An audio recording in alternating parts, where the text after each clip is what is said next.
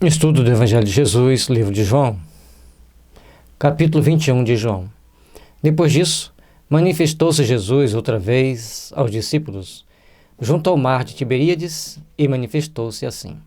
Observe que eu grifei aqui a palavra manifestou-se, colocando uma com letra bem grande e outra com letra menor, para ficar bem claro que Jesus manifestou-se. Então ele, como Espírito, ele apareceu, materializou ali. Os discípulos ouviram, ele esteve junto deles. Isso é mediunidade de efeitos físicos. Está claro, manifestou-se. Então ele não estava em corpo e alma, ele estava em alma materializada com os fluidos que ele poderia arregimentar ali naquele ambiente. Então Jesus manifesta-se ali aos discípulos de que forma? Estavam juntos Simão Pedro e Tomé, chamado Dídimo, Natanael, que era de Caná da Galileia, e os filhos de Zebedeu, e outros dois dos seus discípulos. O grupo estava ali, à beira do mar da Tiberíades. Disse-lhe Simão Pedro: vou pescar.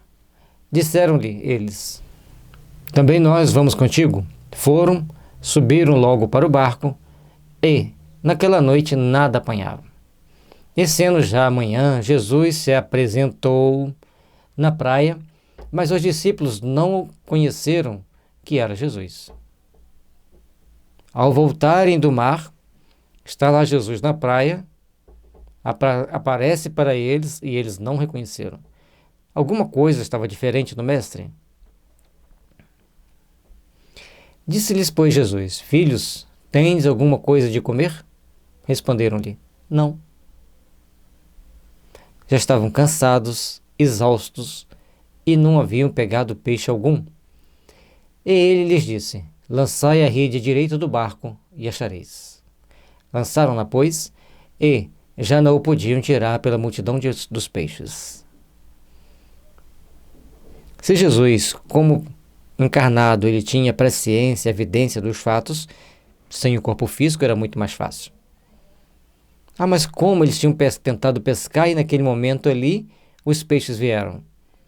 Jesus tinha poder sobre o vento, sobre a tempestade, sobre o fogo, sobre a água, sobre a vida.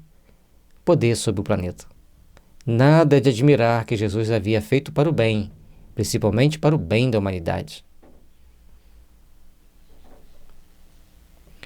Então, aquele discípulo a quem Jesus amava, disse a Pedro: é o Senhor. E quando Simão Pedro ouviu que era o Senhor, cingiu-se a túnica porque estava nu e lançou-se ao mar. Esse estar nu não é estar sem roupa, é estar com poucas roupas para os padrões daquela época. E Pedro, sempre afoito em alguns casos, não quer nem saber de pegar mais os peixes, que ia ao encontro do mestre. Atira-se ao mar e provavelmente vai nadando até onde estava à beira do mar, onde estava Jesus, e encontrar-se com o mestre. E os outros discípulos foram com o barco, porque não estavam distantes da terra, senão quase 200 côvados, levando a rede cheia de peixes. Já estavam perto. E a rede cheia de peixes, se passaram a noite inteira e não haviam pescado. Mas o magnetismo amoroso do mestre, ali presente junto deles, eles conseguem pescar. E pegar o peixe, né? Que pescava, você está lá no beira do barco, ou na beira de um rio, segurando um anzol, ou num barco com a rede, mas se você está pescando, agora pegando o peixe, já é diferente. E ali eles vinham com a rede cheia de peixe. Logo que saltaram em terra, viram ali brasas e um peixe posto em cima e pão.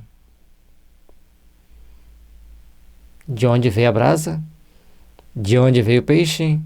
De onde veio o pão? Jesus já estava preparando a refeição para eles. Com todo aquele seu magnetismo, todo aquele seu amor. Disse-lhe Jesus: trazei dos peixes que agora apanhastes. Simão Pedro subiu e puxou a rede para a terra, cheia de 153 grandes peixes. E sendo tantos, não se rompeu a rede. Era muito peixe para o peso da rede, mas ela tornou-se leve pelo magnetismo de Jesus ali junto deles. E um detalhe interessante é 153 peixes grandes. Disse-lhe Jesus: Vinde e jantai. E nenhum dos discípulos ousavam perguntar-lhe: Quem és tu? Porque sabiam que era o Senhor. Achavam estranho, não tinham reconhecido plenamente, mas também não perguntavam. E ele simplesmente convida-os a vir jantar. E de manhã cedo,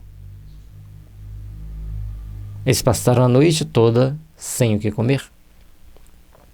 Chegou, pois, Jesus e tomou o pão e deu-lhe, e semelhantemente, o peixe.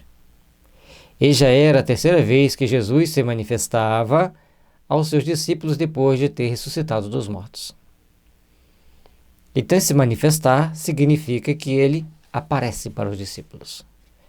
É uma materialização, é uma reunião de materialização, de efeitos físicos. Porque aqueles espíritos ali presentes, encarnados como apóstolos de Jesus, passaram a partir do momento que Jesus lhes assopra o dom do Espírito Santo a terem uma mediunidade bem ampla de ver, de ouvir e de produzir determinados fenômenos, conforme a gente vai ver depois em Atos. Para entender bem Jesus, é necessário estudar Kardec, senão a gente não entende. E depois de terem jantado, disse Jesus a Simão Pedro: Simão, filho de Jona, amas-me mais do que estes? E ele respondeu: Sim, Senhor, tu sabes que te amo. Disse-lhe: Apacenta-me os cordeiros. E Jesus faz uma pergunta, colocando os outros à parte, né? Amas-me mais do que esses outros? Jesus sabia do poder de Simão Pedro, sabia da sua capacidade de gerenciar, sabia da sua capacidade de coordenar e saber lidar com as situações adversas. Mas ele era muito impetuoso, muito exaltado, e Jesus precisava acalmá-lo. Portanto, Jesus dá a ordem para ele negá-lo 3 vezes, antes que o galo cantasse, para que ele não se exaltasse diante daquela população, já por naturalmente exaltada, enfurecida, ensandecida. E aqui, ele convida Pedro a uma grande reflexão. Por amor ao mestre, ele deveria apacentar os cordeiros. Tornou a dizer-lhe segunda vez: Simão, filho de Jona, amas-me? Disse-lhe: Sim, Senhor, tu sabes que te amo. Disse-lhe: Apacenta minhas ovelhas. Então, apacentar os cordeiros, apacentar as ovelhas. Ou seja, cuidar dos homens e das mulheres, porque até então não relata muito a aproximação de Jesus e os discípulos com as mulheres, mas agora Pedro deveria apacentá-las. Disse-lhe terceira vez: Simão, filho de Jona, amas-me? Simão entristeceu-se por lhe ter dito terceira vez: Amas-me? E disse-lhe: Senhor, tu sabes tudo, tu sabes que eu te amo. Jesus disse-lhe: Apacenta minhas ovelhas.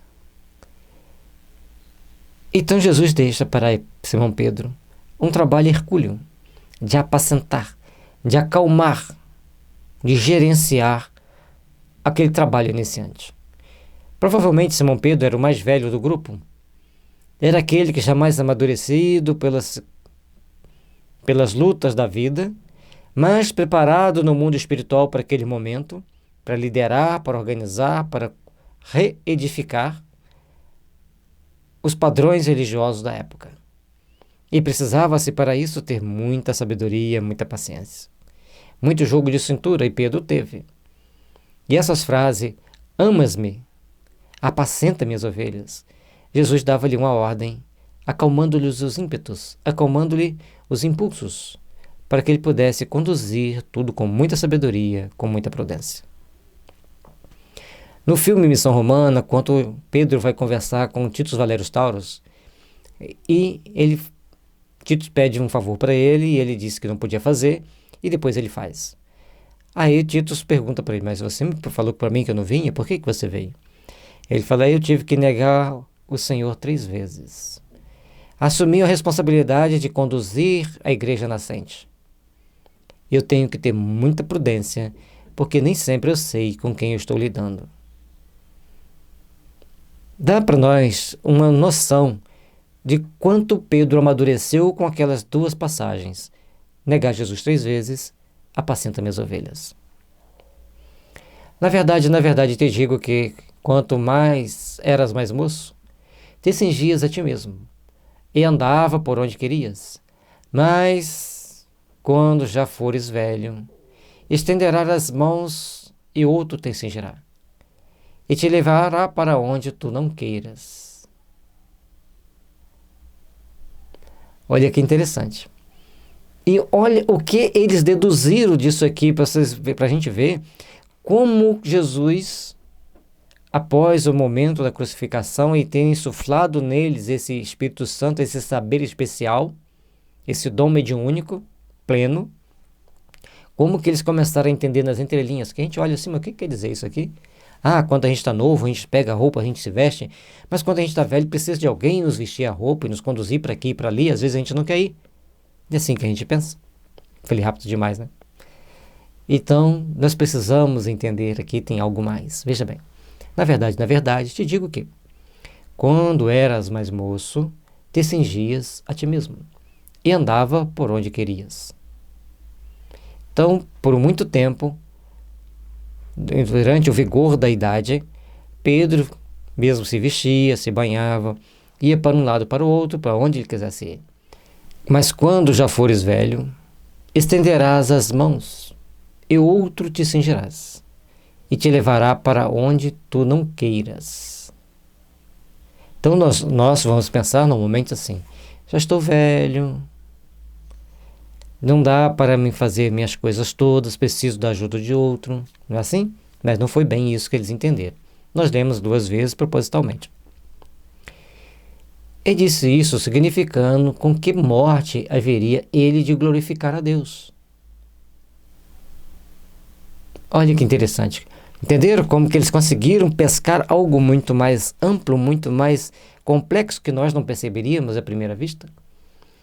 E a morte, naquele momento, a hora derradeira da vida, para eles era a glorificação a Deus. E dito isso, disse-lhe, segue-me.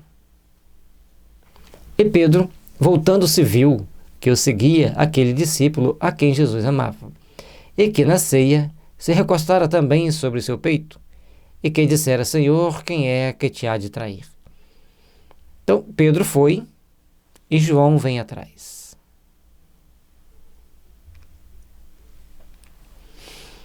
Vendo Pedro a este, disse a Jesus, Senhor, e deste que será?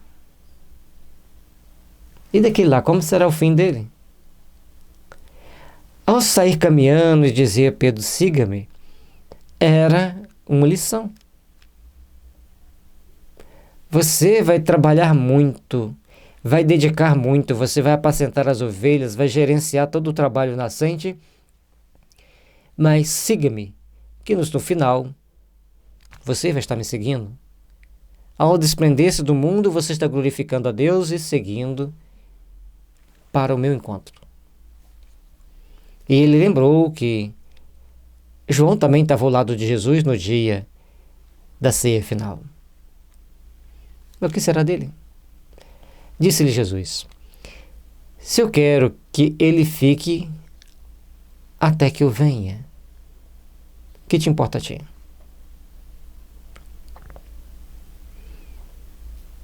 Segue-me tu. Se eu quero que ele fique até que eu venha, que te importa a ti? Segue-me tu. Então Pedro entendeu que o destino de João era diferente. Há-lhe a percepção, a compreensão das palavras. Se eu quero que ele fique até que eu venha, que te importa a ti? Segue-me tu.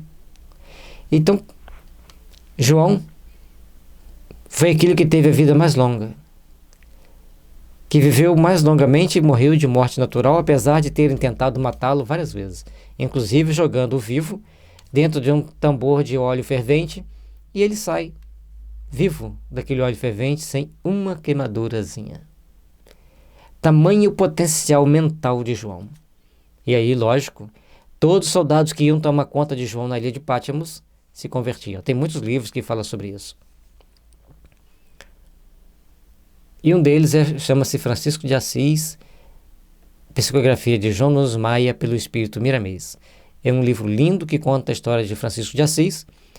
E no livro diz-nos que Francisco de Assis é a reencarnação de João Evangelista para dar aquele toque de amor na igreja que estava se perdendo. Opa. Divulgou-se, pois, entre os irmãos o dito de que aquele discípulo não havia de morrer. Jesus, porém, não lhe disse que não morreria, mas se eu quero que ele fique até que eu venha, que te importa a ti? Então eles deturparam nesse momento o ensino. Olha, João vai ficar para sempre, não vai morrer. Aí Jesus volta e diz para eles que ele não tinha dito aquilo, mas sim que ele queria que ele ficasse até que ele viesse, que ele pudesse voltar naquele momento para buscar João. E João praticamente vira o século, porque ele era mais jovem, vive quase 100 anos, então ele ultrapassa o ano 100. E sempre a gente vai observando que nós fazemos o estudo, pronunciamos nossas palavras, mas as pessoas vão entender aquilo que elas querem entender. E por mais que a gente explique, sempre vai ter alguém que vem entender de uma forma que a gente não queria que entendesse daquele jeito. Mas ele entende assim. Sigamos em frente. Se tivermos oportunidade de educadamente disser o que foi dito verdadeiramente, que digamos. Se não tiver oportunidade, que nos calemos.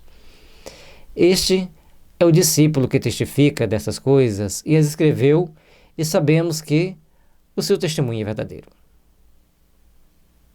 Então, João está colocando aqui para nós que ele é o discípulo que escreveu, esse que teria que ficar até que ele viesse, e ele diz que o testemunho dele era verdadeiro. É uma forma que eles têm de dar o seu atestado de veraticidade. É isso que eu vivenciei, é isso que eu vivi, é isso que eu vi, é isso que eu presenciei. Então, ele traz aqui o seu testemunho de amor, os seus relatos para que nos esclareça a consciência hoje. O que seria de nós sem o Evangelho de Jesus? Seríamos verdadeiros trogloditas, matando-nos uns aos outros? Com o Evangelho a gente ainda faz assim? Sem o Evangelho seríamos bem piores. Há, porém, ainda muitas outras coisas que Jesus fez, e, se cada uma das quais fosse escrita, cuido que nem ainda o mundo todo poderia conter os livros que se escrevessem. Amém. Tamanha as obras de Jesus, tamanha os trabalhos que Jesus fez quando encarnado e naquele período desencarnado, que eram muitos e muitos e muitos trabalhos de curas, de transformação de corações, de resgate de espíritos encarnados aqui e ali em situação muito dolorosa, de transformar mentes, transformar sentimentos, inúmeros serviços. Que possamos então estudar o Evangelho de Jesus para compreendermos cada vez mais esse bálsamo de amor que Ele traz para nós. Que possamos compreender essa luz misericordiosa que vem alimentar nossos espíritos para a eternidade. Agradeço-vos por nos caminhar até aqui, até esse momento final do estudo do Evangelho de João, e podermos dar continuidade aos outros evangelhos, às outras partes do Evangelho, do Novo Testamento que pretendemos estudar. Que Jesus nos dê força para continuarmos. Que nos derrame sobre nós as vossas bênçãos para darmos continuidade a esse trabalho. E que possamos, meus irmãos, minhas irmãs, trabalharmos intimamente, pela força do amor, pela força da paz, para construirmos o nosso mundo íntimo melhor, com mais paz, com mais fraternidade, com mais luz. Agradecemos enormemente aos nossos mentores, aos nossos protetores, que em nome de Jesus venham até nós nos orientar e nos iluminar os caminhos. E também, obviamente, nosso muito obrigado a João Evangelista por nos ter escrito esses textos tão bonitos, tão maravilhosos, para caminharmos juntos para Deus. Paz e luz, que Jesus esteja em cada um dos nossos corações.